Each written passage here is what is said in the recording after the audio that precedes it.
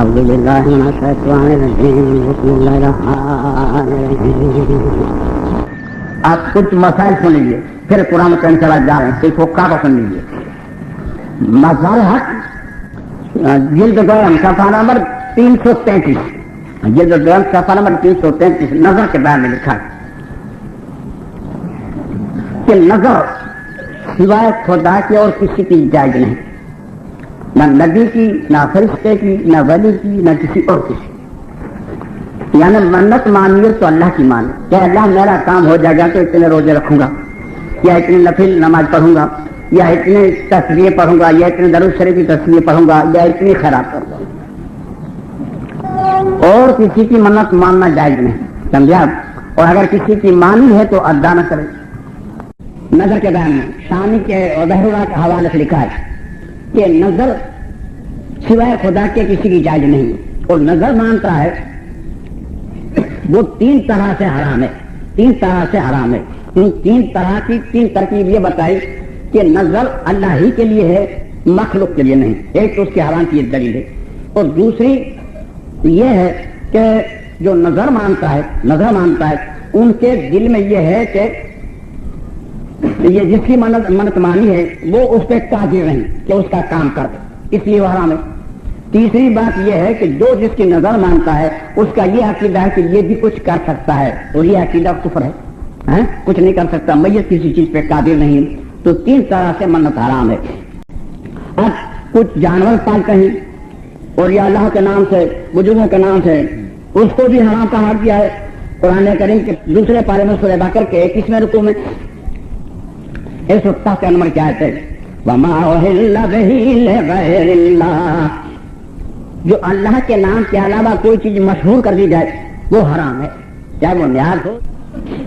در مختار اردو کلمہ غیر کلام جلد 4 صفحہ نمبر 179 پر یہ بات لکھی ہے کہ جو جانور دوسرے کے نام سے مشہور ہو چکا اس کو بسم اللہ کہہ کر ذبح کرنے سے بھی حلال نہیں ہوگا، وہ پہلے سے ہی مرتد ہو چکا. مزار حق میں لکھا ہے صفحہ 289 ہے. مرتد کے بیان میں لکھا ہے جلد 2 یا 3 یہاں پر جن سوتر یہ بات مرتد کا بیان ہے. اس میں لکھا ہے کہ جو جانور مشہور کر دیا جائے کسی کے نام سے وہ سور کے مانند ہے، اس کو بسم اللہ اللہ اکبر کہنے سے ذبح نہیں ہوگا. جیسے سور سے بسم اللہ اللہ اکبر کہنے سے حلال نہیں ہوگا، اس طرح سے وہ حلال نہیں ہوگا. اور ذبح کرنے والا مرتد ہو جائے گا اور کھانا اس کا حرام ہے. کھانا اس کا حرام ہے. 236 نمبر کے صفحے پر مزار میں لکھا ہے نظر کے باب میں کہ جو اللہ کے نام کے علاوہ جو چیز مشہور کر دی جائے، چاہے وہ 11ویں ہو یا 12ویں ہو، امام مسلم کا کھچڑا ہو یا کچھ بھی ہو، تو ان کو جو آدمی بسم اللہ کہہ کے کھائے گا وہ سب کے سب کافر ہو جائیں گے. جتنے آدمی بسم اللہ بول کے کھائیں گے وہ سب کے سب کافر ہو جائیں گے. اور نظر کرے اللہ کی، کھلالے غریبوں کو اور ثواب بخشے کسی بزرگ کو تو یہ جائز ہے. ثواب کسی بزرگ کو بخشے تو یہ جائز ہے. اللہ کے سوا دوسرے کی اگر کیے تو وہ حرام ہے، کیونکہ حرام پہ بسم اللہ پڑھا ہے، اس لیے اس کو کفر کا فتویٰ ہے.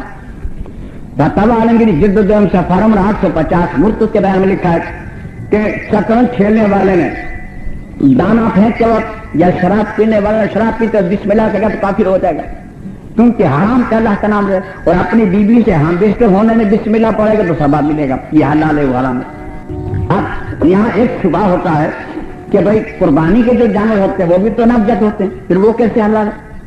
وہ کیسے حلال ہے؟ تو پھر یہ بزرگوں کے جانور جو ہے نام سے وہ کیوں حلال نہیں؟ یہ بات سن لیجیے، جن کو شریعت نے حلال قرار دیا وہ حلال ہے، جس کو شریعت نے حرام کر دیا اس کو حرام ہے. اس میں دلیل بیکار ہے.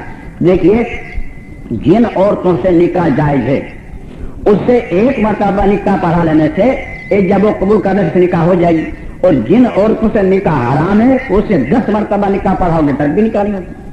عورتیں سب عورتیں ہیں، سمجھا؟ نہیں ہوگی.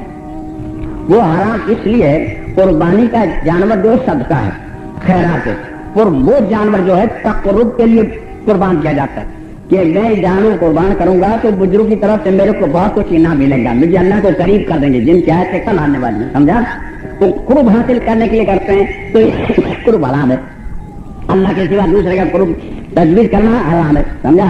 ये उलस वाले ताजिवर यही समझते हैं सब किया, ये हम तो अल्लाह के करीब करते हैं, जिनके यहाँ इंशाल्लाह कल आने वाली।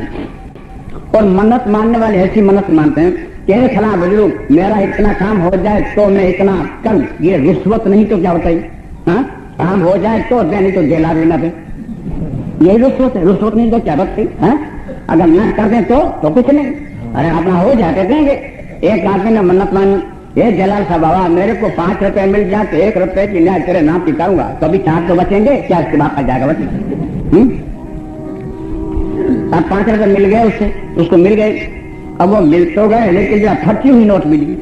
अब इस बनने के बाद जाता है बोले भैया इसके 4 रुपए आएंगे। 2-4 दुकानें तो घुमा मगर सब 4 ही 4 बताते, तो उसने 4 रुपए ले लिए और कहा वाह जलाल साहब आपने तो अपना रुपया पहले से काट लिया ना, समझे, ताकि इसमें से ना देना पड़े। तो ये सब शरारतें हैं, ये रुस्वतें और लालच।